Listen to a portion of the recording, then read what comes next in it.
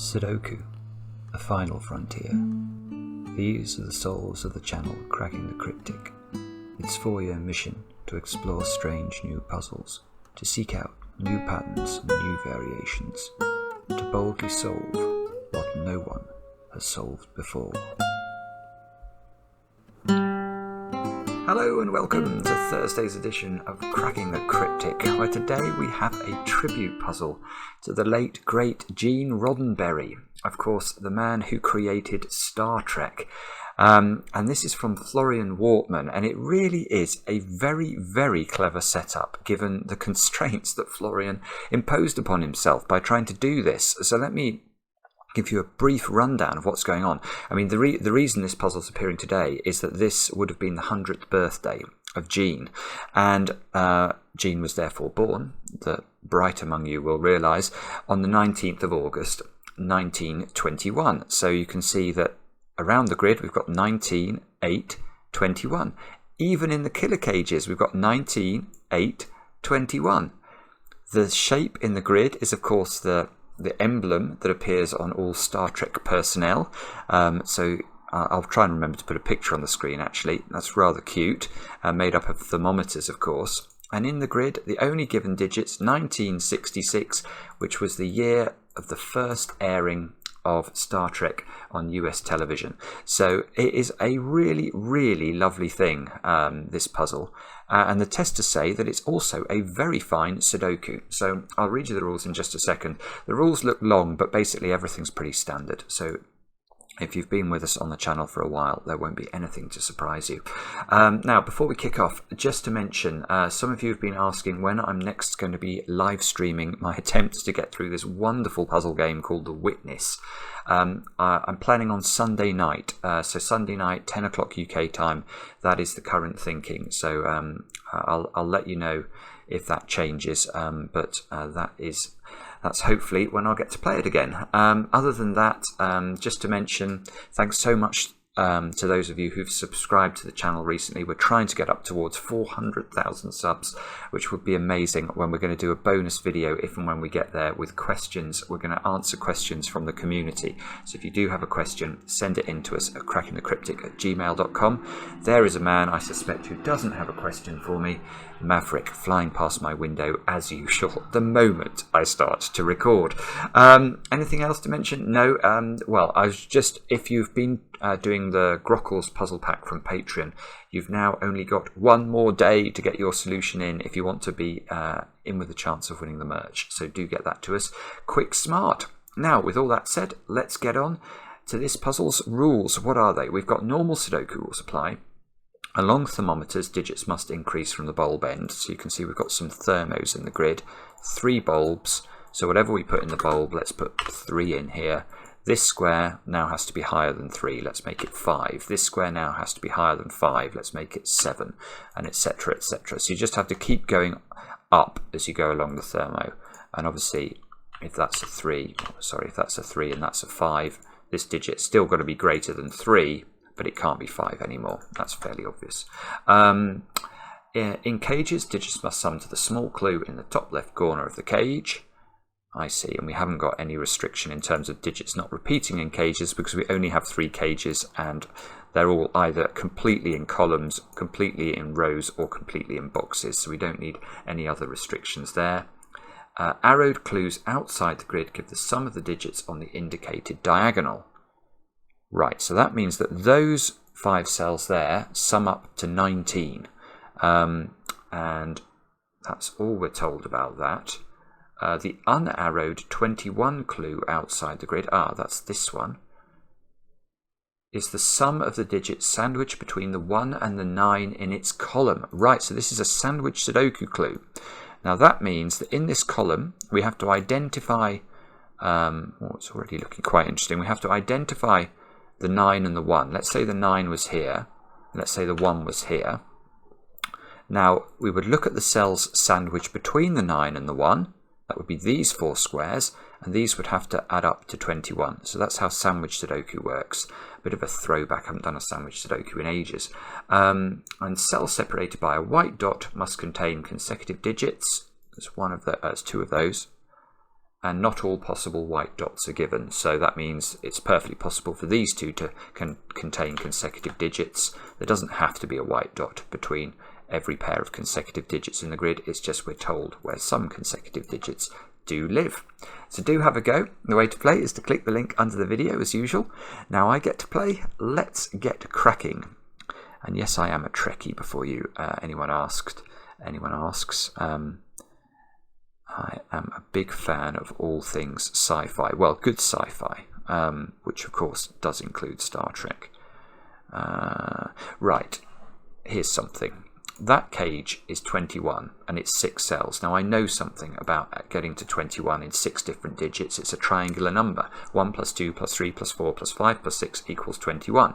So that must be the composition of this cage. Now that means the 7, 8 and 9 in this box are in those 3 squares. The other way of doing that, I suppose, is to use the secret. The secret, of course, is that any box of a Sudoku will contain all of the digits from 1 to 9 once each, and therefore it adds up. If you add up those digits, you get 45. So we could have done that by going 45 minus 21 is 24, and it's fairly familiar to anybody who's done a bit of killer Sudoku that 24 in 3 cells has to be 7, 8 and 9. Now what we can't do from a thermo perspective is put a 7 at the end of this thermometer, because then this square will have to be less than 7, which it can't be. So that can't be 7, and we can't put 9 in here either, because we can't make this square 10.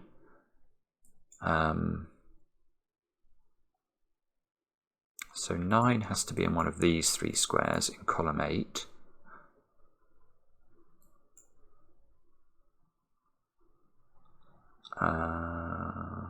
Yeah, okay, and we can do a similar thing with 8, can't we?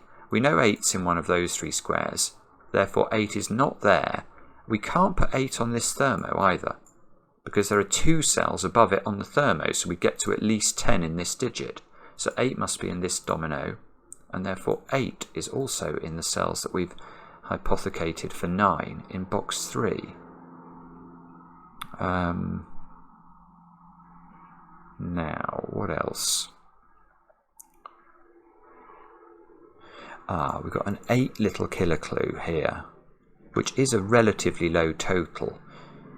I was wondering about that. So the rules didn't state, normally the rules in these puzzles state that you can repeat digits on a little killer clue, and that rule isn't stated here. But I suppose that's fair enough, because it's very quick. We can quickly see that if we couldn't repeat a digit in those 4 squares, they would add up to at least 10. 1 plus 2 plus 3 plus 4 is 10. So we must be able to repeat a digit on this, otherwise we've got a problem. Now, so I suppose I could put 3 1s along this diagonal. So the maximum size of a digit on this diagonal is 5. I'm wondering if I should pencil mark that. That seems a bit excessive to me. I'm not going to. I'm going to try and remember that those cells have to be 5 or less. How long is that thermometer? See, I'm getting a lot of degrees of freedom in some of these cells. If we think about this thermometer, it's of length 5, which means that basically this could be a 5, because I could go 6, 7, 8, 9. So this square actually has 5 different possibilities. A bit like this this 8 diagonal. If we think about it, the highest digit being possible being a 5, obviously each cell individually, if I pencil mark them, I'm going to be putting 1s, 2s, 3s, 4s and 5s. So let's have a look at the 21 clue.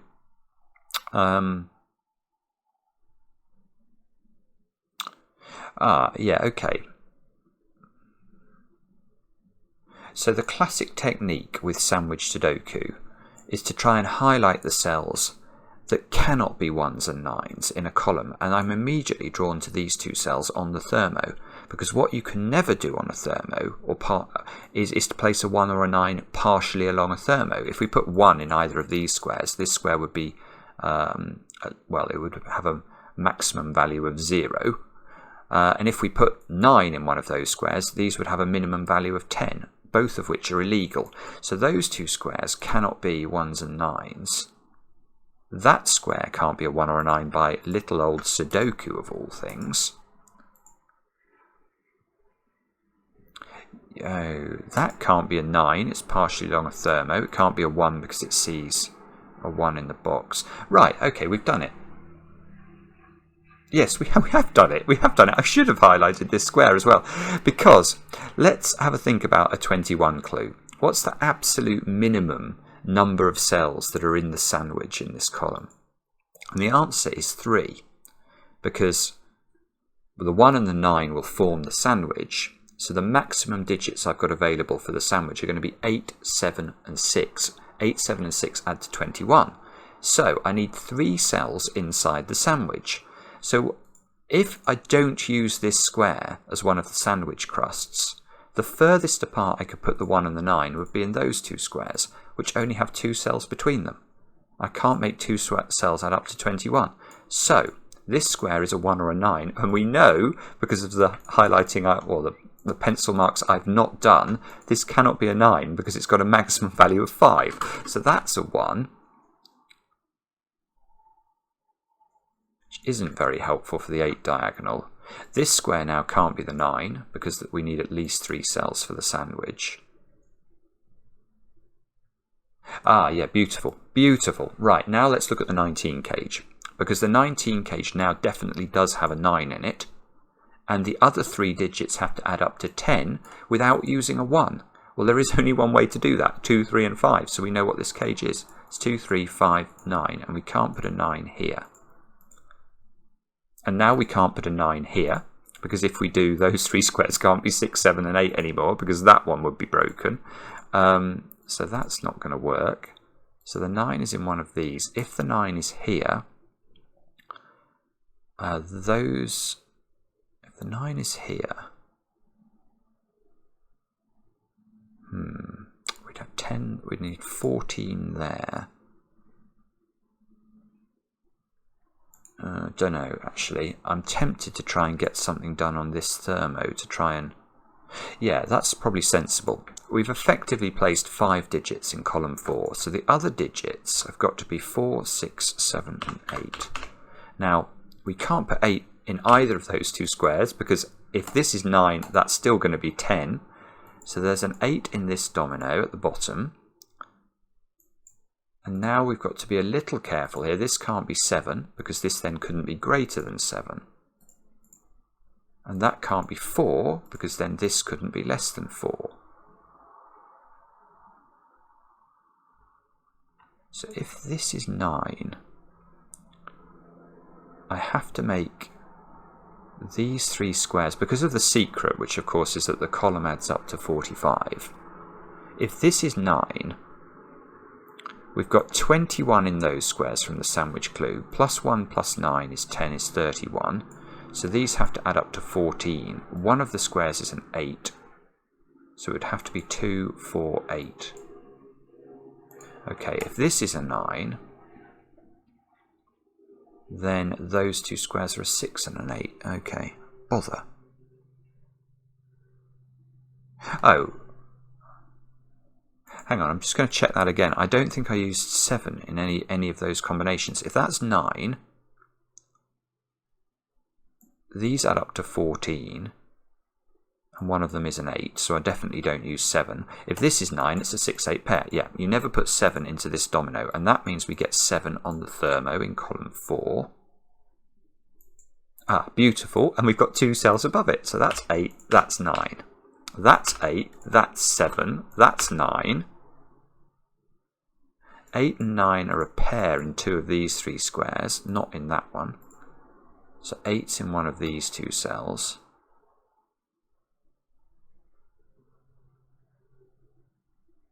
Ah, this 8 cage is now forced, I've just noticed.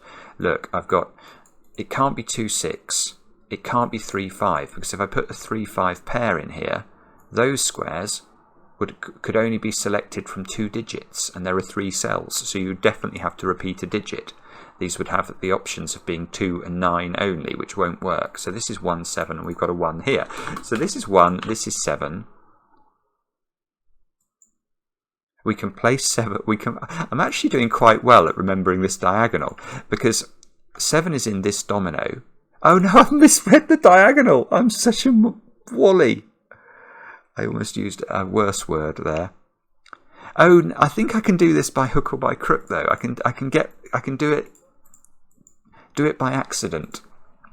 I thought this square was on the 8 diagonal rather stupidly, and therefore I was about to say this can't be a 7, but, which is nonsense, it's not on the 8 diagonal. But remember, this square has to be, in fact now it can't be a 1, so I am prepared to pencil mark it. It's 2, 3, 4 or 5. And it definitely can't be, well, whatever it is, you can't put a 7 here because it's on a white Kropke dot. So that is not a 7, and this is a 7.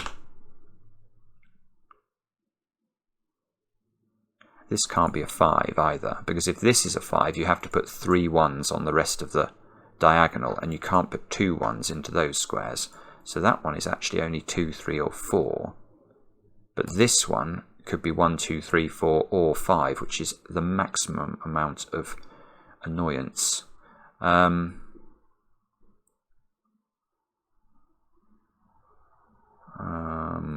Okay. It's definitely not falling apart, this, is it, after the break-in? I presume that this is the break-in. 7, 8, 9 here. Oh, right, okay. Now these 3 squares are 7, 8, 9. So where do you put 7 and 8 in this box? You can't put 7 or 8 on this thermo, because these then have to be higher than themselves, which is a contradiction. So this must be a 7, 8 pair. And this must be a 7, 8, 9 triple now. That's not 7. 6 must be in one of those 3 positions. So 6 is in one of these 3 positions.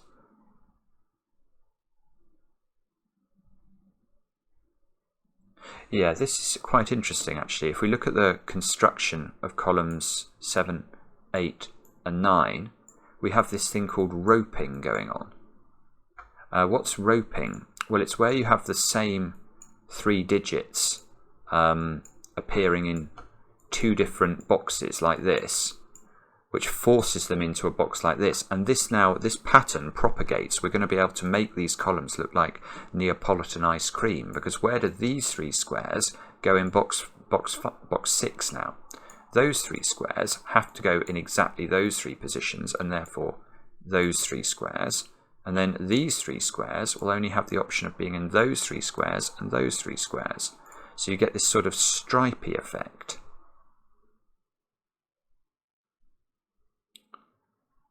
I don't know what that does. Possibly nothing.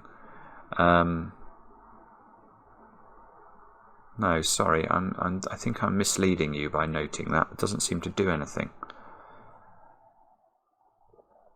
What on earth do we look at next? That is our challenge. This square is 1, 2, 3, 4 or 5. I think I've already looked at that square. It shows that my spotting of weak points in the puzzle is at least consistent. This has now caught my eye twice as the likely weak point. That square's got to be 2, 3, 4 or 5. Okay, I will award it with a pencil mark. Obviously it can't be 6 because this square can't be higher than 6. 8, 8. The end of this thermo is at least, well, it's a maximum of a 6, isn't it? So that's a maximum of 6. That would go 5, 4, 3. So this square is a maximum of 3. Now that means we can extend that like this. So there's only sort of 2 degrees of freedom, if you like, on this thermo.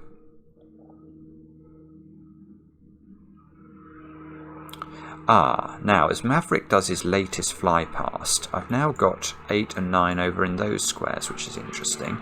That one can't be 9. So 8s and 9s are in these 3 positions in box 1. We don't put, yeah, hang on, we can't put 8 or 9 on this diagonal because that's going to break it. It's on an 8 diagonal.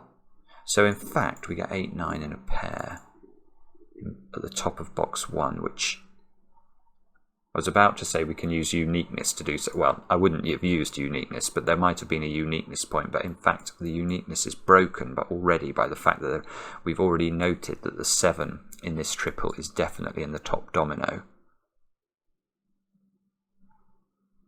I haven't even looked at this 19 diagonal either. With good reason. That's absolutely useless. We know this is 1, 2, 3, 4 or 5. No, this is not the place to look.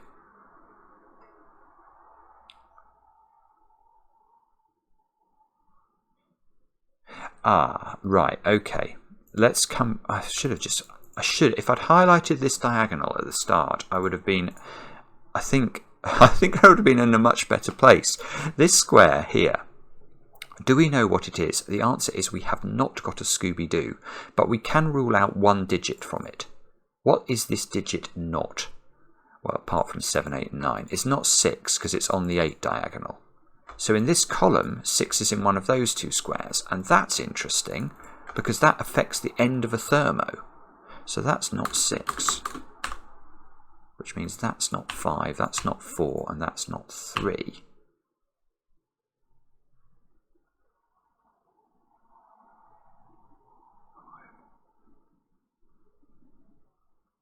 Oh, this is gorgeous, actually. This is really clever logic. Yeah, I really like this, because this 8 diagonal, the work that this cell is doing, we can continue. But remember originally I was going to pencil mark, in fact I'm going to do it now, 1, 2, 3, 4 and 5 were the options I was going to include. Well, neither of these squares can be 5 anymore because this has lost its ability to be a 1. The only way we could have had a 5 on this diagonal is if we had to put a 1 here, here and in one of these 2 squares.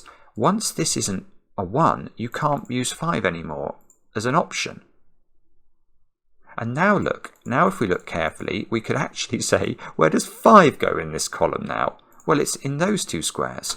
So that is 5 and 6. That then bounces back. So the first thing you do is you work out 6 is in one of those. That restricts this, Because previously that could have been the 5. Now it can't be. It's really clever. And now this is a 4. And that gives us 3, 2, 1. That might affect the bottom of that thermo. That's the place I'm going to look next. Well, let's look at that. That's a 4 now. I've now got 5 in 2 cells on the 8 diagonal, so the other 2 squares have to be 1 and 2. That's the only way of making 3 in 2 cells, and that one can't be a 1. So that's a 2. That's a 1.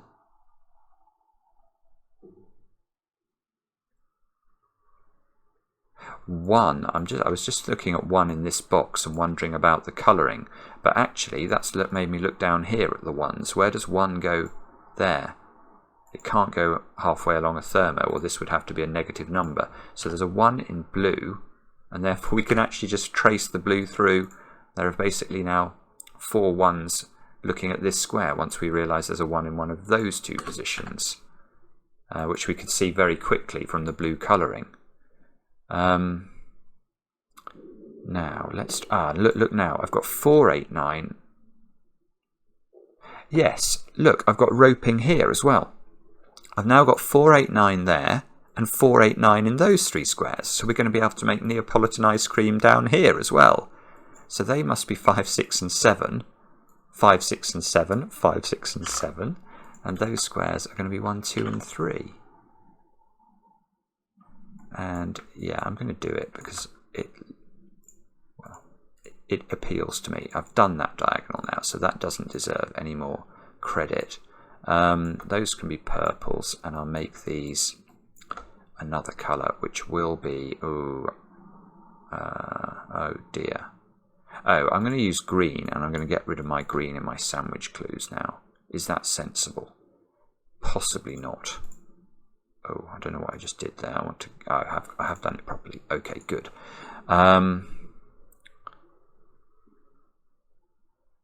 This is on a thermo. This is the second cell on a thermo, which is actually, I probably made it harder to see, which is silly of me. But it's at least a 5, so that's no way that square can be a 4. So this is at least a 6, which means this is at least a 7, and it can't be a 7. So that's an 8 or a 9.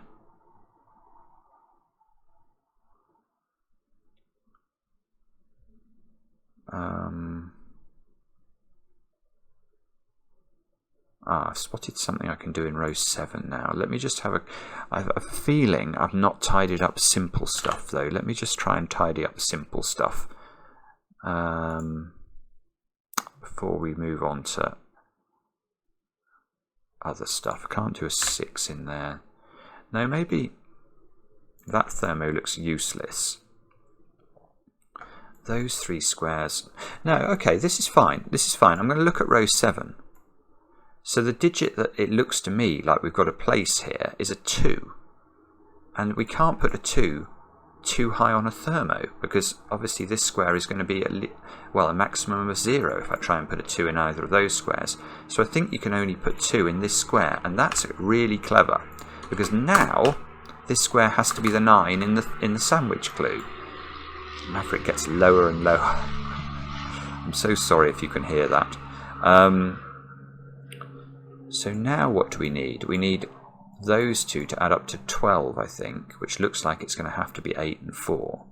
Let's just double check the maths. So we've got those adding up to 21 because they're between the 1 and the 9. Plus 1 plus 9 is 31. Plus 2 is 33. We know the whole column adds up to 45, so these do add up to 12. We can't double 6 them because of the rules of Sudoku. So this is 8, this is 4, this is 9. I thought I was going to be able to put a 9 here, not realising I'd already put a 9. Oh, a 9 in the box. But look, now I can't put 9 on a thermo, so 9 goes there. This is not 9. This is now 8. This is 9. This is 9. This is not 9. This 8 bounces back, hits that square, hits that square, hits that square. Good grief. That's not 5. This has got to be 2, 3 or 4. That's in yellow, but we don't know its position yet. Okay. Now where should we look? There's a 2 here, so we can get rid of the 2. We've got a 3, 5 pair. 2 has to be in this domino here. Don't know if that means anything. What about those squares? They've got to be 2, 4 and 8 in some order. Oh, there's a 4 here. Sorry, that's a 4. This is a 2, 8 pair. Let's get rid of the 8. Oh, get rid of the 8 corner mark. This 4 is seeing that square, so that's a 6. Now this square's got to be a 7 to complete the column. That gives me a 7 and a 6 over there. Wow. That's not a 4. That's not a 9. This 8 is seeing an 8 over there. That's 8, that's 7. So that's not 7.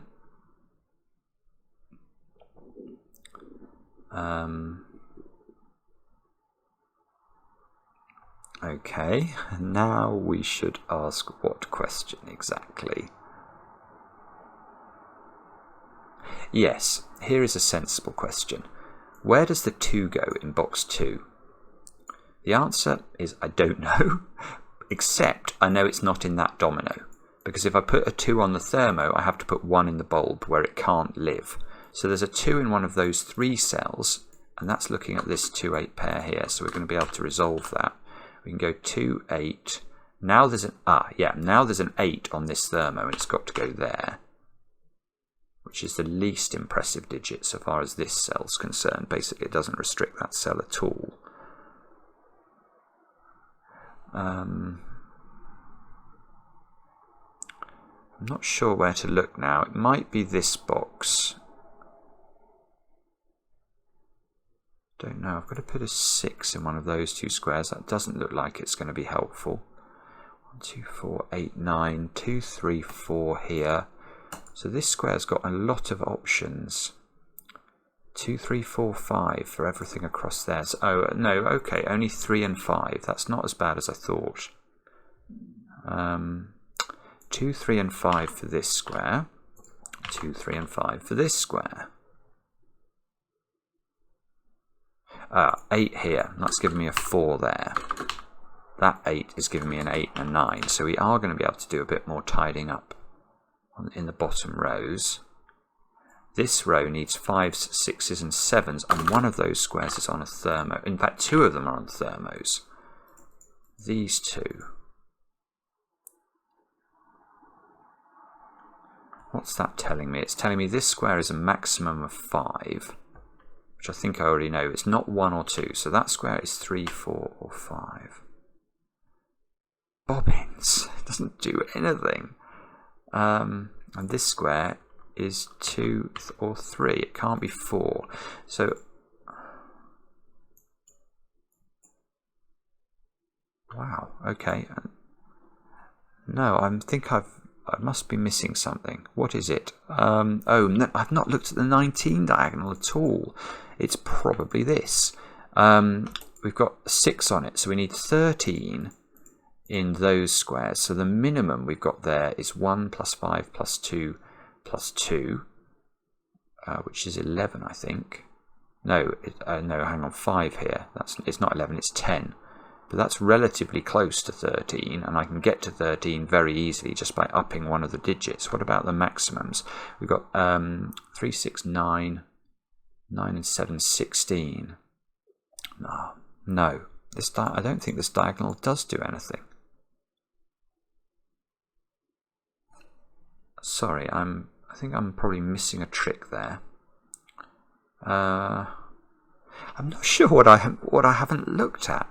This digit? That digit's got to be higher than 2. So it's 3, 4, 5, or 6.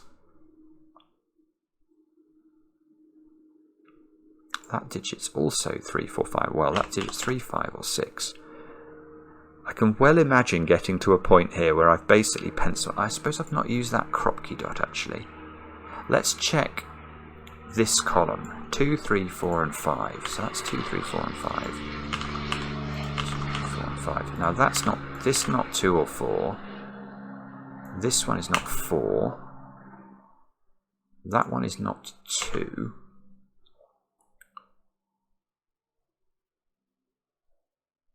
Right, remember we've got to put, whenever you see a white crop key dot, always have parity in mind.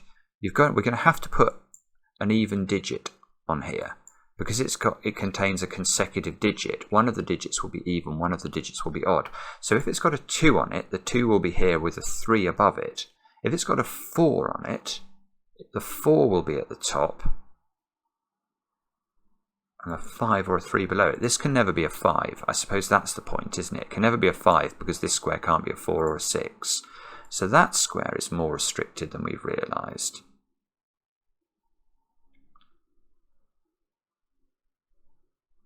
Good. Right, okay, and that is the key to the puzzle. This little cell here is rather beautiful because what it cannot be actually is a 3.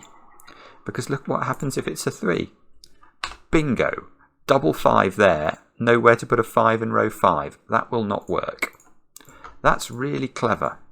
That's a really carefully considered clue from Florian, basically. That's really beautiful. So you get this down to a pair, and then because of this weird geometry with the 3, 5 pairs, and the way it works with box 4, it can't be a 3. So that's a 4. Don't tell me it doesn't do anything. Well, that rules a 2 out of that square, I suppose. Ah, yeah, no, it does. It does. There you go. I've now got a 3, 5 pair in row 5, which is going to give me a 1 here and a 3 here. And that fixes the 3 and the 5 over there, which fixes the 3 and the 5 there.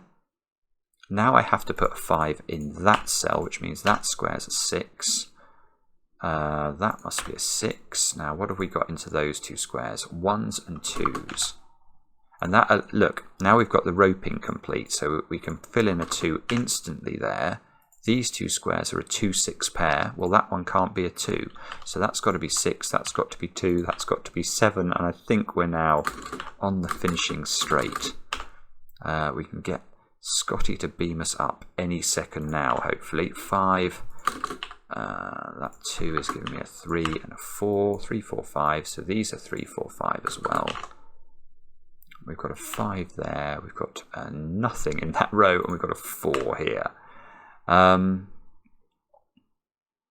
Okay, well that's not 6. the 6 here is giving me a 6 and a 5 and a 3 and a 5. So this is a 3 or a 4. It seems both of those are possible. But this column still needs a 6, look. And this must be a 5. And that hopefully is going to do some damage at the top of the grid. Yeah, 2, 3 pair. So that's a 5. And 1, 2 pair. Look, this looks like a deadly pattern. This is not, the thermo is not resolved. Oh, it's the it's the 19 diagonal finally coming into its own. I've looked at it about 12 times. So we've got 12 in those squares. We need another 7. Okay, so that we have to max out those 2 squares from the available options in order to finish it. So that's 3, that's 4, that's 3, that's 3, that's 4, that's 2, and that's 2. And that is how to solve a very, very, very good Sudoku, actually. Given that that has been made under the constraints of basically, this pattern in the grid with these particular clues, this is really a very, very clever puzzle indeed. I loved it. I loved it. I hope you enjoyed it too. Do stick around for the outro. We've worked hard on the intro and the outro today. I don't know if you've noticed, but anyway, it's really, really a very... well, it's a poignant day and a very nice way to celebrate somebody who's given people an awful lot of pleasure, people like me and Florian, no doubt. Thanks for watching. We'll be back later with another edition of Cracking the Cryptic.